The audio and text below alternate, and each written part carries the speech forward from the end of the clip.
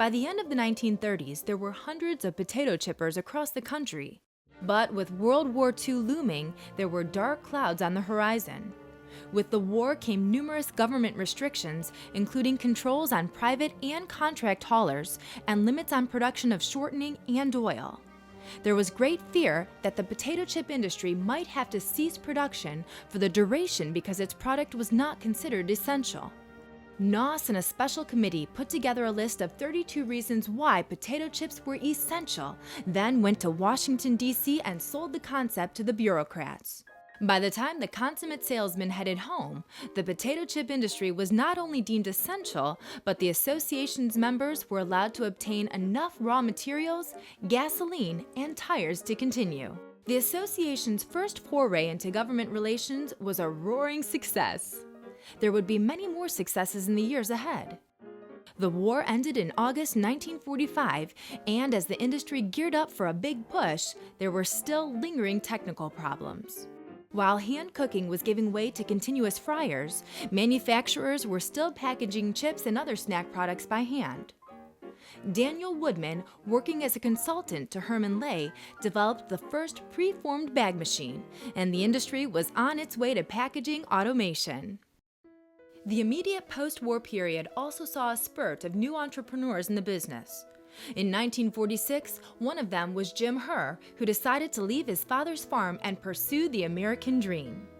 With $2,250, most of it borrowed, Herr bought a small potato chip company in Lancaster, Pennsylvania. Operating out of Nottingham, Pennsylvania, it would eventually become one of the nation's leading regional companies.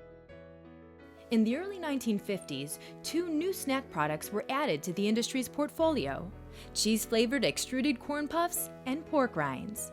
There were now 6 salted snack products to offer retail customers. But the thing that put potato chips and other snacks on the map was the TV tube. In 1950, Americans owned 1.5 million television sets.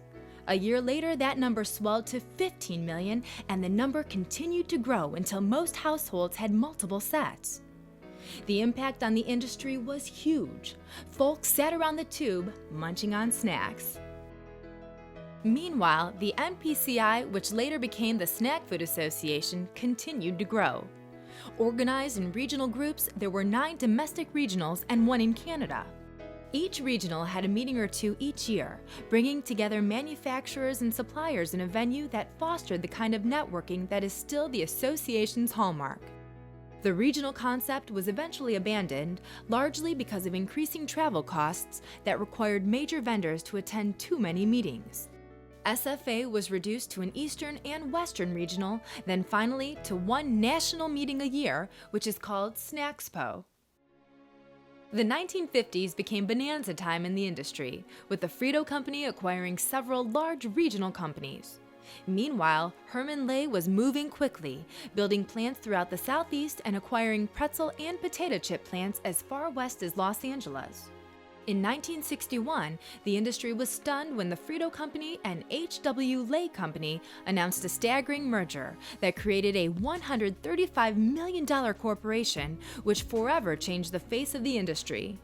Elmer Doolin never lived to see the accomplishment, having died in 1959 at the age of 56.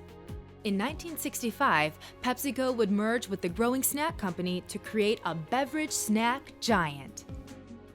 The snack industry was not only growing in the United States, but in Europe as well.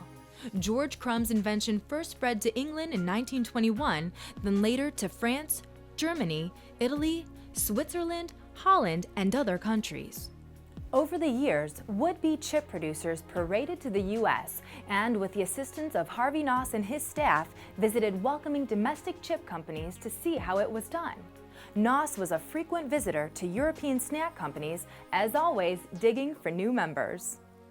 In 1961, at a historic meeting in Frankfurt, Germany, the European Regional was formed as part of what now had become the Potato Chip Institute International, or PCII. By 1964, the European Regional had 88 members, and even the Russians invited Harvey Noss behind the Iron Curtain to talk about potato chips.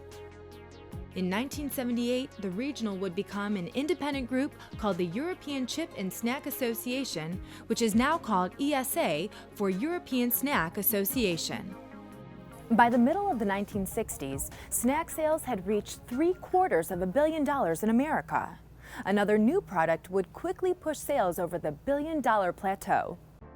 One day in 1964, Arch West, marketing vice president for Frito-Lay, was touring retail outlets in Southern California. At one store, he noticed a number of greasy craft paper bags on a Frito-Lay rack. Inside the bags, he found little pieces of toasted tortillas. His first reaction was that if people were buying stuff like that, maybe Frito-Lay should be making it. West went to Alex Morales of Alex Foods, a tortilla maker whose company made tortillas for Frito-Lay's Disneyland restaurant, to determine whether tortilla chips could be produced on automated equipment. Morales said yes, and several months later, Frito-Lay gave birth to Doritos brand tortilla chips in the West and Southwest, to tremendous response. Doritos were rolled out nationally in 1966, and virtually every snack manufacturer jumped on the bandwagon. Very quickly, tortilla chips became America's second favorite snack. In the early 1970s, the snack food industry faced two threats, the first real challenge to the industry since World War II. Potato chips, now a billion-dollar category, were being characterized by the nutrition community as junk food. PCII mounted a spirited campaign, hired its own nutritional consultants, and fought back. One key phrase in the campaign pointed out there were no junk foods, only junk diets. Potato chips and other salted snacks had a place in a responsible diet. By the end of the decade, with the leadership of the association, a large percentage of industry products contained a nutritional profile on packages. The other challenge came from Procter & Gamble and General Mills, both of which introduced chip-like products made from dehydrated potato flakes. P&G called its product Pringles.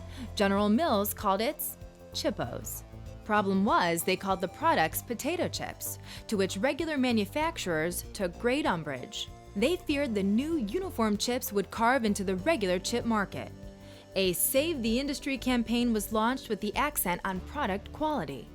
In a lawsuit filed on behalf of the industry, a federal court ruled that the newfangled products could be called potato chips as long as it was prominently displayed on the package that they were made from dehydrated potato flakes. Procter & Gamble eventually built Pringles into a major brand and became an important member of the association. As the association fought this battle, Harvey Noss retired and turned the reins of the association over to Larry Birch, a marketing executive who brought many new innovations to the group. They included a robust committee structure, which resulted in much more individual involvement to association activities. With more and more government legislation and regulation affecting the food industry, SFA moved its headquarters from the Cleveland, Ohio area in the late 1970s and set up shop in suburban Washington, D.C. to be closer to the action. As the snack industry grew, so did retail food marketing. The traditional small food markets morphed into supermarkets, which eventually grew to 60,000 square feet and larger. Snack food sections became cavernous, often stretching the width or length of a store. Convenience stores dotted the landscape in virtually every neighborhood. Then there was the advent of mass-market retailers like Walmart, Kmart, and Target, which began to draw business from many established product categories like toys, small appliances, clothing, and others, including snack foods. SFA did studies and presented seminars to help its members understand the new dynamics of marketing to a widening customer base. With the advent of barcoding in supermarkets and drug chains, store operators and snack food manufacturers quickly had instant information on product movement. As computerized route management systems were developed to help the industry take advantage of this information and streamline their route operations, the association helped spread the word on how these new developments could make their operations more efficient and profitable. A lot of credit for the growth of the industry has focused on the entrepreneurial spirit of the snack manufacturers. But a great deal of credit must also go to vendors to the industry. Fostered by the incredible networking opportunities provided by SFA, the vendors worked step by step with the industry in making technological breakthroughs which helped improve quality, productivity, accuracy, and shelf life. As SFA celebrated its 50th anniversary in 1987, both the multi-billion-dollar industry and the association were strong, and folks were bullish on the future of all products.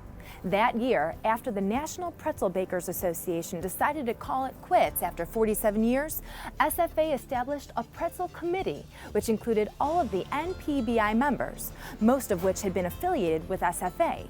As the industry and SFA moved into the 1990s, it would be rocked by revolutionary developments that would change the landscape of snack food marketing and the retail food business, and set the stage for unprecedented growth.